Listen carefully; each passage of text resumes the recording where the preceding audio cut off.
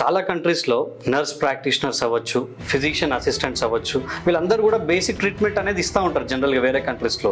So ఇప్పుడు మనం కూడా ఇక్కడ ఆర్ఎంపీస్ని కంప్లీట్గా బ్యాన్ చేసే బదులు వాళ్ళకు కూడా ప్రాపర్ ట్రైనింగ్ ఇచ్చి వాళ్ళ సేవలను మనం వాడుకుంటే కూడా బెటర్గా ఉంటుంది కదా సార్. ఈవెన్ రాజశేఖర రెడ్డి గవర్నమెంట్లో అయితే, ఈవెన్ ఇప్పుడున్న ప్రజెంట్ గవర్నమెంట్, ప్రీవియస్ గవర్నమెంట్ కూడా ఇది ఆలోచించింది. కొన్ని జీవోలు కూడా తీసుకొచ్చారు, వాళ్ళకి ట్రైనింగ్ ఇచ్చి పారామెడికల్ స్టాఫ్ లాగా యూజ్ చేద్దామని జీవో కూడా తీసుకొచ్చారు.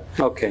కాకపోతే ఇక్కడ ఉన్న ప్రాబ్లం ఏంటంటే అక్కడ వెస్ట్రన్ కంట్రీస్లో ఏంటంటే హైలీ రెగ్యులేటెడ్ బాడీ ఉంటుంది. దట్టు ఏదైతే ఫిజిషియన్ అసిస్టెంట్, నర్స్ అసిస్టెంట్ ఎవరైతే ఉన్నారో వాళ్ళు 4 to 6 విగరస్ ట్రైనింగ్ ఉంటుంది వాళ్ళకి. ఫస్ట్ ఎయిడ్ ఎట్లా చేయాలి అనేది వాళ్ళు ఆ ఫీల్డ్లో బేసిక్ దానికి మించిపోరు. సో చూస్తారు కదా, వెస్టర్న్లో కొంచెం తేడా వచ్చినా కానీ వాళ్ళకి ఫైన్స్ విపరీతంగా ఉంటాయి, చాలా పనిష్మెంట్స్ కూడా ఇంప్లిమెంట్ చేస్తారు. మరి ఇండియాలో వాళ్ళ చేతికి కత్తిచ్చి ఇంత డిగ్రీలో ఊపాలంటే ఊపుతారా, మొత్తం 360 degrees ఊపుతారు. అదేవిధంగా వీళ్ళకి కొంచెం పర్మిషన్ ఇస్తే వీళ్ళు ఏకంగా అబార్షన్లు చేస్తున్నారు, సర్జరీలు చేస్తున్నారు. నిన్న చూసావు కదా ఎగ్జాంపుల్, ఫైల్స్కి ఆపరేషన్ చేసి చంపేశాడు. ఇట్లాంటి ఎన్నో అనర్థాలు ఎవ్రీడే చూస్తున్నాం. అందుకోసమే అసలు ఆ వ్యవస్థ వద్దు. ఎందుకంటే నర్సులు ఉన్నారు మన దగ్గర, నర్సులకు ట్రైనింగ్ ఇచ్చి నర్సులు పెట్టండి మీరు.